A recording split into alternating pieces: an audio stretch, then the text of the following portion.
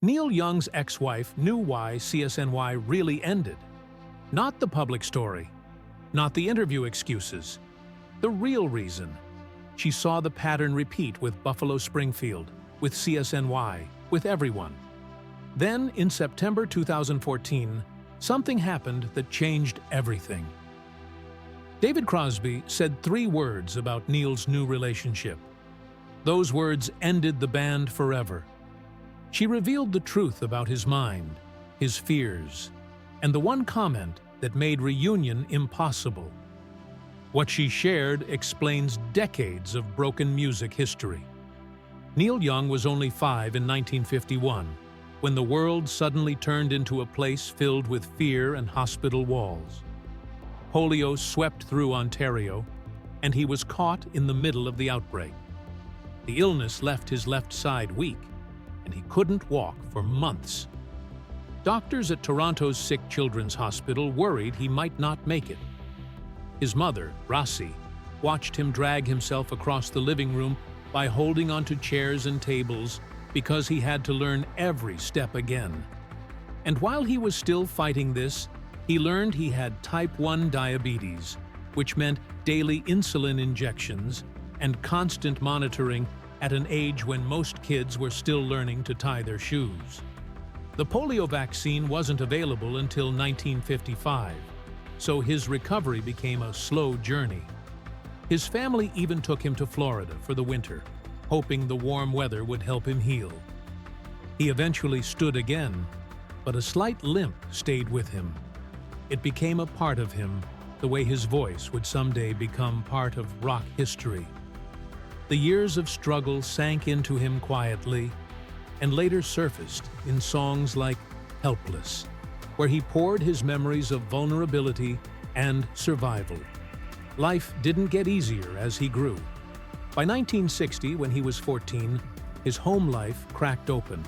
His father, Scott Young, a respected journalist, had been unfaithful more than once. His mother finally filed for divorce.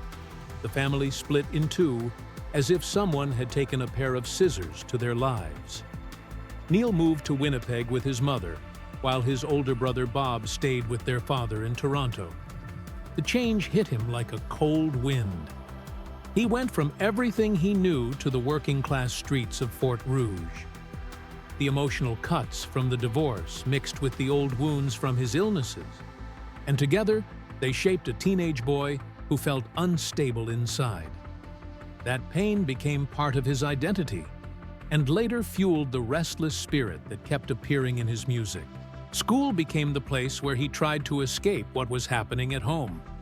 At Earl Grey Junior High in Winnipeg, he found someone who understood him. His friend Ken Coblin liked music too, and together they formed the Jades. Rehearsals took place in garages and school halls that echoed with their first attempts at rock and roll. Music became a bridge between everything he felt and everything he couldn't say.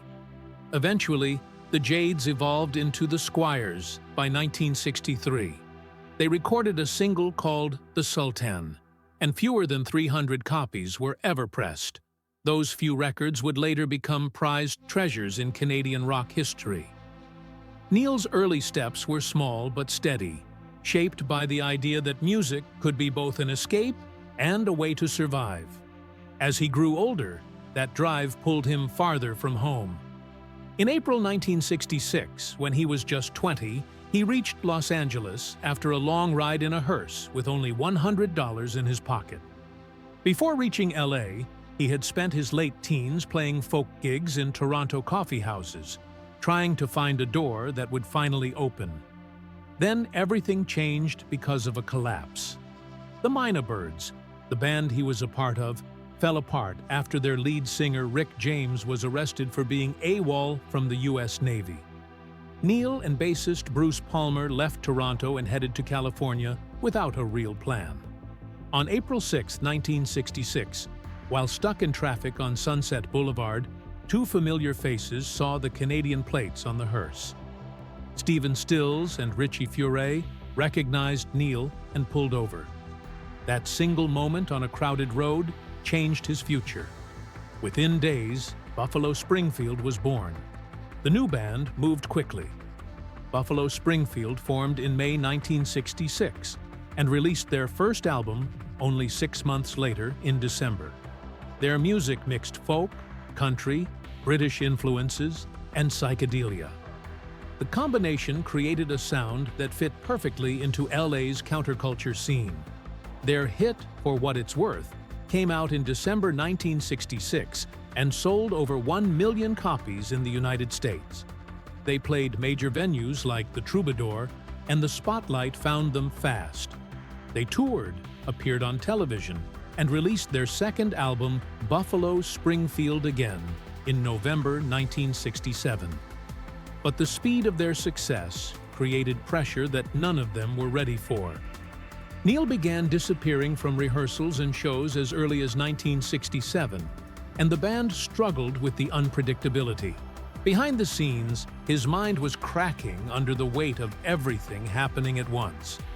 By late 1966, he felt panic rising inside him in ways he couldn't control. He later said everything started happening too fast, and he wasn't mature enough to handle it. His epilepsy made everything harder because he never knew when a seizure would hit. He had one on stage and feared his girlfriend Robin Lane might watch him collapse one day and walk away from him. Producer Jack Nitsche remembered how Neil would tremble in front of the microphone, his voice sounding as if he was about to fall apart. His emotional struggle became a physical one, and it spilled into the band's work and relationships. The pressure kept building. Between 1966 and 1968, he left Buffalo Springfield and returned more than 3 times. He simply vanished each time, leaving the band unsure if he would show up at their next performance. In January 1967, he walked away just before they were supposed to appear on The Tonight Show. He came back later, then left again by spring. His anxiety, his seizures, and his frustration with the band's direction made him unpredictable. The group learned to perform without knowing if he would be standing beside them or gone again. Everything fell apart when the Monterey Pop Festival came around in June 1967.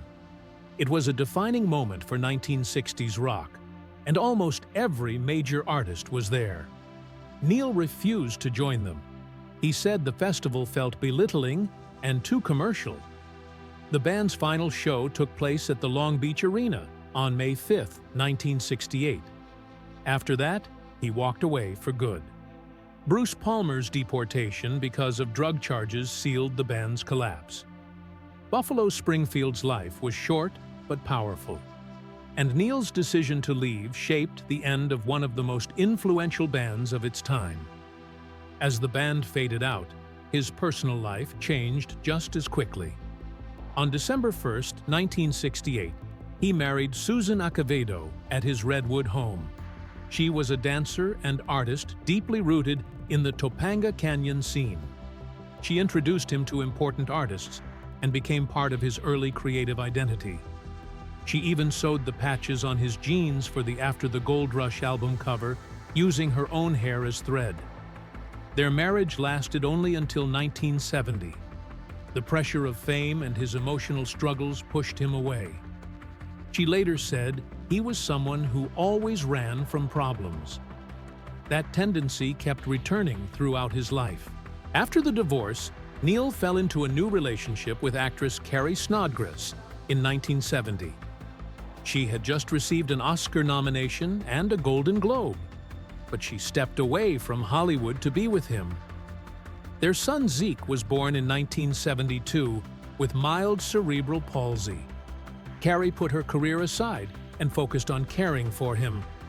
They lived on Neil's 15,000-acre ranch in Northern California, but by 1975, Neil told her he needed to move on. She said he would disappear for long stretches, leaving her and Zeke to move through rental houses without knowing when he would return. In 1983, she sued him for child support. The court required him to pay $10,000 a month and up to $300,000 for a home for her and Zeke. Neil stayed silent publicly about it. Their relationship never healed, and Carrie died in 2004, still estranged from him. Zeke grew up mostly without his father's presence, and the lawsuit showed how deeply fame and distance could tear at a family. After Buffalo Springfield fell apart in 1968, Stephen Stills didn't want to slow down. He kept looking for something new, something that felt alive, and that search led him toward David Crosby, who had just been pushed out of the Byrds for being too difficult, and Graham Nash, who had walked away from the Hollies after falling in love with the music scene he found through Joni Mitchell.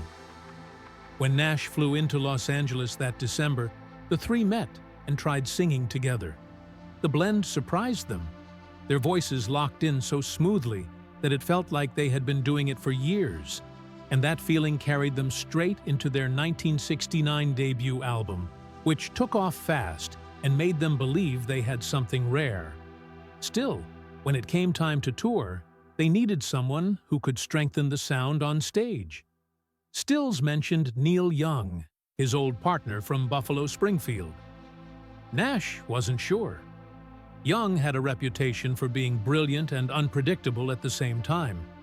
He was known for walking into a room and changing its temperature. Even so, Young finally agreed to join, but only after getting a contract that guaranteed he could keep his solo career alive. It was the first time a band had to face a member who stepped in with one foot already pointed toward the door.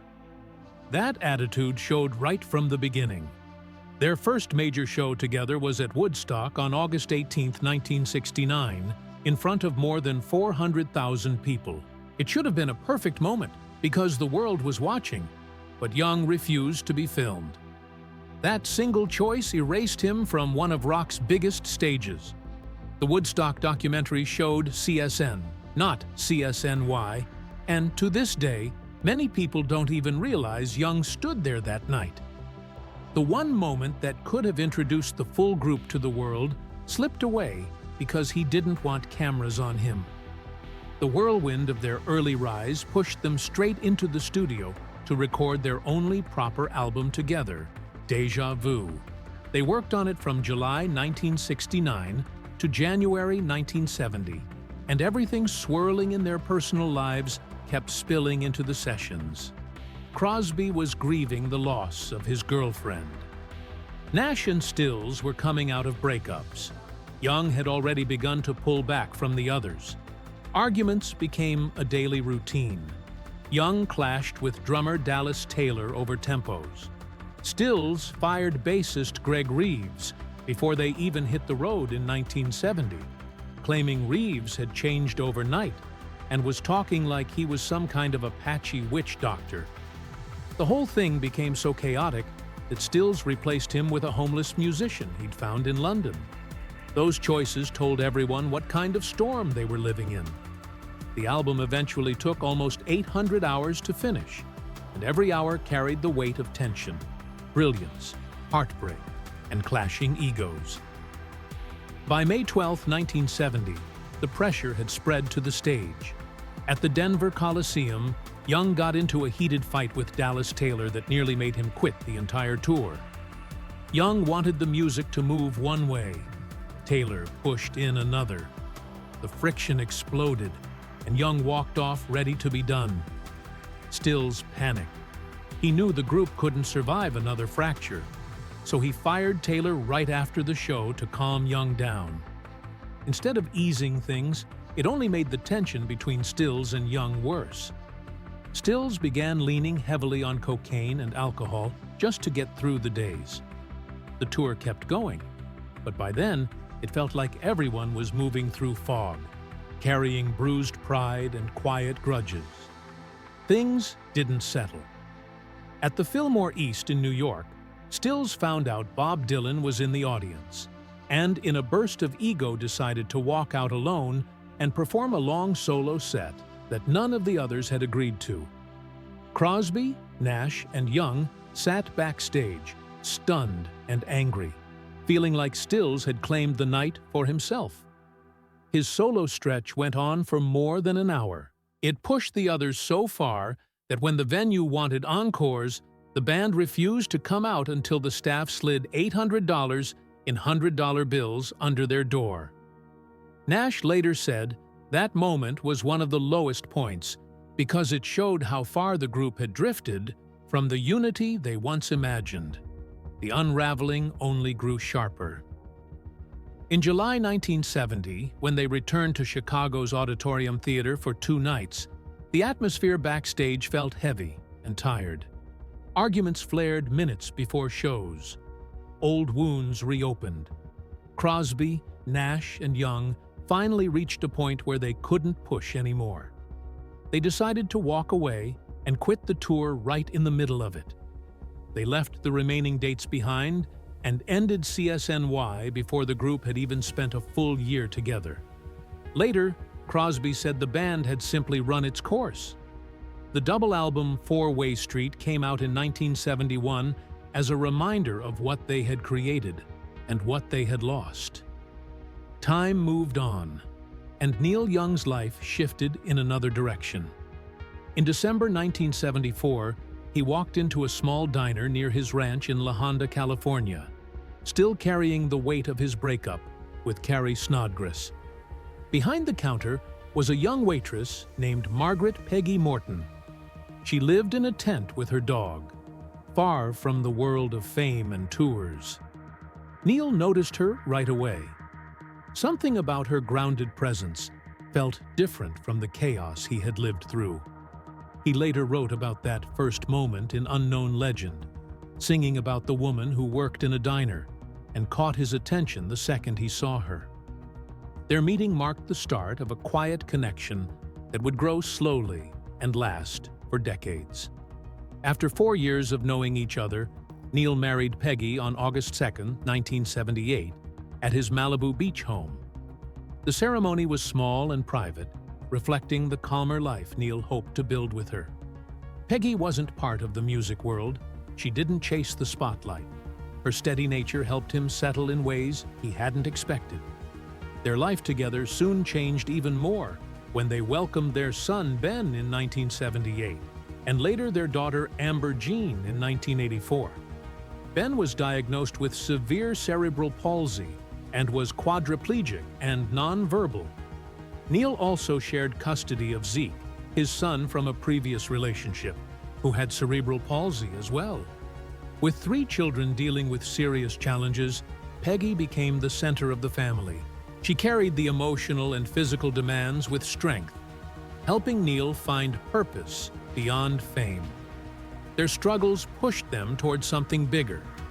In 1986, after realizing that there were no schools equipped to meet Ben's needs, Neil and Peggy decided to create one themselves. They organized the first Bridge School benefit concert, bringing in artists like Bruce Springsteen, Tom Petty, and Don Henley to raise money. The Bridge School opened in 1987 and soon became a leader in helping children with severe physical and communication challenges. Their shared mission turned private pain into a public lifeline that still helps families today. In May 1973, they all came together again at Neil Young's ranch, hoping the storms of the past were finally behind them. The plan was simple: spend time together, write, sing, and shape an album called Human Highway while mixing work with sunlight and ocean air. They even carried the sessions to Hawaii and rehearsed on David Crosby's boat. And for a moment, it felt like the old magic was drifting back. Strong songs floated through the room, songs like Human Highway and Maui Mama, and everyone felt a small spark that told them this could really work. But the familiar cracks surfaced before long. One argument led to another, and soon the same old fights filled the space again. The momentum fell apart, and the once promising sessions turned into another abandoned dream. Some of the songs survived in pieces and showed up in concerts, but the album everyone once believed in went nowhere and would not exist as a full release for decades. A year later, the group tried again during what became known as the Doom Tour of 1974. The world saw giant stadiums, roaring crowds, private jets, fancy hotels, and a wild backstage scene. But inside the group, something dark kept growing. One night, a simple disagreement turned into something far worse. Crosby didn't like a harmony part that Stills insisted on for his song Guardian Angel, and Nash watched from the side as the tension jumped higher. Stills snapped, grabbed a razor blade, and slashed the master tape of Nash's Wind on the Water. He later brushed it off as a joke, but the damage hit everyone in places they didn't talk about. They finished the tour because the money pushed them forward, but they walked away from those stadiums more divided than ever. In 1976, they tried again, gathering in Miami for a fresh start. Everyone hoped time had smoothed the edges, but when Crosby and Nash left to finish their own duo album, Stills and Young decided to strike back. They erased their voices from the master tapes, wiping months of teamwork in a single act of revenge. No album came from those sessions either. Years later, Young explained that he never left bands because of hate. He said he wanted his music to stay in a place where it could breathe and grow. If that feeling vanished, he walked away, so the love for music could survive somewhere else. That idea guided him when he left Buffalo Springfield, and later when he drifted away from CSNY again and again. That same year, Stills and Young tried to push ahead together on the Stills Young Band tour. They had an album called Long May You Run and a plan to play across the country. But they argued about everything, even the musicians on stage. Stills wanted polished players, while Young wanted Crazy Horse, the rougher band he trusted with his soul. After only 18 shows, Young wrote a short note, left it backstage, and disappeared. He told Stills to eat a peach, and never returned. The canceled shows led to angry fans and legal threats, and the two men drifted apart once again. Young returned to Crazy Horse, and that tour became another wound between them. Over the years, Neil Young explained his choices in interviews, including the one he did with Howard Stern. He said he never broke up with love. He only left when a situation started to poison the thing he cared for. When a band drifted away from the purpose that brought them together, he would pull away so the music could breathe somewhere else. That thought became one of the clearest explanations of his long pattern of walking away from bands and even relationships whenever they stopped feeling right. While Neil guarded his music, David Crosby was fighting his own battles with something far darker. By 1976, he had destroyed his septum from years of cocaine use and started freebasing with ether, smoking almost an ounce a day. He mixed crack with heroin and spiraled into a life that blended drugs, fear, and disorientation. He fell into constant legal trouble, and even after a seizure in 1982 that ended with him crashing his car into a concrete divider, he still believed he was in control. Police found cocaine and a .45 automatic inside the car. Soon he was arrested again, while already out on bail. The list of drugs they found on him grew long enough to shock even those who knew him best. His addiction tore through his finances and most of his relationships. It left him isolated, paranoid, and convinced he could fix it on his own. In December 1985, everything finally snapped. He reached the dock where his boat sat, barefoot and wearing only a red t-shirt, and realized he could not sail anywhere. Instead of running again, he turned himself in. That moment led him to prison, and for months, the world watched his downfall unfold in headlines. Crosby later said, "Prison saved his life and helped him crawl back toward sobriety." But the damage he caused during those years sat deep inside every friendship he had, especially with Neil, Stills, and Nash. Even after getting clean, the scars carried into his health. He battled diseases and even required a liver transplant, reminders of how close he had come to losing everything. Through the 1990s and 2000s, CSNY came together for several reunion tours, but these gatherings weren't built on friendship anymore. They were business arrangements. The CSNY 2K tour in 2000 sold out everywhere, with tickets over $200 and long shows filled with almost 30 songs. Neil showed up, played hard, and then slid back into his solo work as soon as the contracts were completed. More tours came in 2002 and 2006, but the warmth of earlier years never returned. Each man focused on his own path, and only the shared history pushed them into the same room again. As time moved on, Crosby grew more vocal about his frustration with Neil's independence. In interviews, he called Neil the most selfish person he knew. He said Neil only cared about himself and that he was impossible to work with. Crosby also admitted that money mattered and that he wanted reunion tours even when the friendship wasn't there. His old fights with Nash resurfaced too, and he accused Nash of choosing money over loyalty. In the middle of all this, he said he still had a stronger bond with Stills, even though that relationship also carried years of conflict. Neil's pattern stayed the same through all of it. Peggy Young, his wife of 36 years, once explained that Neil always left when things drifted away from their original meaning. He joined CSNY, then walked away in 1970. He left Buffalo Springfield after 2 years. He stepped back from relationships when they no longer felt like home. Each time he returned to his own work and to Crazy Horse, the place where his music always seemed to breathe easiest. Friends said he walked away not out of cruelty, but because he refused to watch anything he loved dissolve into something fake. That pattern reached into his personal life too. On July 29, 2014, Neil filed for divorce from Peggy. Fans were stunned. For years, people saw them as rock's steady couple, partners in music and parents who pushed through everything together. Peggy responded with her own filing a few weeks later. Rumors appeared almost immediately that Neil had already begun seeing Daryl Hannah before the marriage ended. The divorce moved quietly through the courts, but the news hit hard for those who thought the bond between Neil and Peggy would last forever. Soon it became clear that Neil and Daryl Hannah had grown close, long before the papers were filed.